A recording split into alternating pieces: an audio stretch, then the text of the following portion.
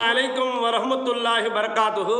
கண்ணியத்துக்குரிய சகோதரர்களே, இன்றைக்கு நாற்காலியில் உட்கார்ந்து தொழுபவருடைய எண்ணிக்கை அதிகமாகிவிட்டது.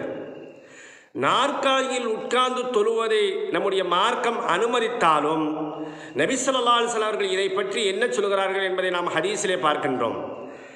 இன் சொல்லா காயிமன் ஃபஹுவ அஃலலு, நின்று தொழுவதுதான் சிறந்தது என்பதாக சொல்லிவிட்டு உட்கார்ந்து தொழுபவருடைய நிலை என்ன என்பதாக சொல்கிறார்கள்.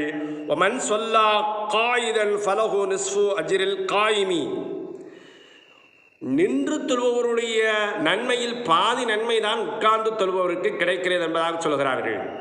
ஒமன் சொல்லா நாயிமன் ஃபலஹு நிஸ்ஃபு அஜ்ரில் காயிதி, உட்கார்ந்து தொழுபவருடைய நன்மையில் பாதி நன்மைதான் படுத்த நிலையில் தொழுபவருக்கு கிடைக்கிறது என்பதாக சொல்கிறார்கள்.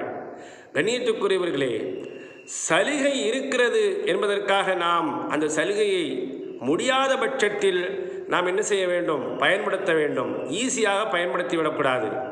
அல்லாஹ் குர்ஆனில் சொல்லி காட்டுகின்றான் பாருங்கள். நோன்பு வைக்காதவர்களுக்கு பரிகாரம் சொல்லும் போது அல்லாஹ் இப்படி சொல்லி காட்டுகின்றான்.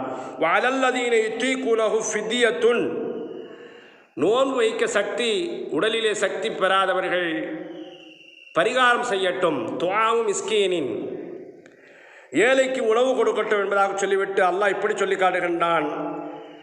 அந்த வார்த்தையை முடிக்கும் போது அல்லாஹ் இப்படி சொல்லி காட்டுகின்றான். வஅன் தஸூமு கைருல் லக்கும் இன் குன்தும் தஅலமூன்,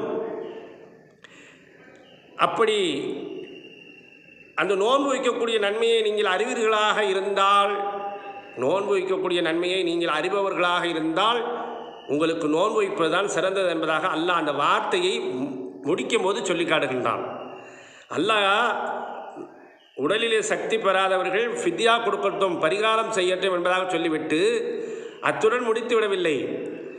வான் தசூமு கைருல் லக்கும் இன் குன்தும் தஅலமூன், அந்த நன்மையை அறிவீர்களாக இருந்தால் உங்களுக்கு நோன்பு வைப்பதுதான் சிறந்ததாக என்பதாக அல்லாஹ் அந்த வார்த்தையை முடிக்கின்றான். கண்ணியத்துக்குரியவர்களே, உட்கார்ந்து தொழுவதை மார்க்கம் அனுமதித்தாலும் படுத்த நிலையில் தொழுவதை மார்க்கம் அனுமதித்தாலும் அது யாருக்கு அனுமதித்திருக்கிறது என்பதை நாம் சிந்தனை செய்த வேண்டும். உதாரணமாக, மருத்துவமனைக்கு செல்லக்கூடிய நபர்களுக்கு அந்த வீல் சேர் வைத்திருப்பார்கள், முடியாதவர்களை அதிலே உட்கார வைத்து தள்ளிட்டு வருவதற்காக.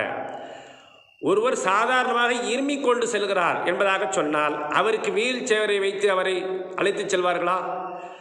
விபத்திலே முடியாமல் அடிபட்டு வருபவர்களுக்குத்தான் அந்த வீல் சேரை உபயோகப்படுத்துவார்கள். அதே போன்றுதான் மார்க்கத்திலே அல்லாஹ் எல்லா விஷயத்தையும் சட்டங்களில் லேசை கொடுத்திருக்கிறான். முடியாத பட்சத்தில் தான் என்பதை நாம் புரிந்து கொள்ள வேண்டும். ஆகவே நின்று தொழுவதுதான் சிறந்தது என்பதை ஸல்லல்லாஹு அலைஹி வஸல்லம் அவர்கள் சொல்லியிருக்கிறார்களே, அதை நம்முடைய வாழ்க்கையிலே முழுமையாக நிறைவேற்றுவோமாக. அல்லாஹ் சுப்ஹானஹு வ தஆலா அந்த பாக்கியத்தை எல்லோருக்கும் தருவானாக என்று சொல்லிக்கொண்டு முடித்துக் கொள்கிறேன்.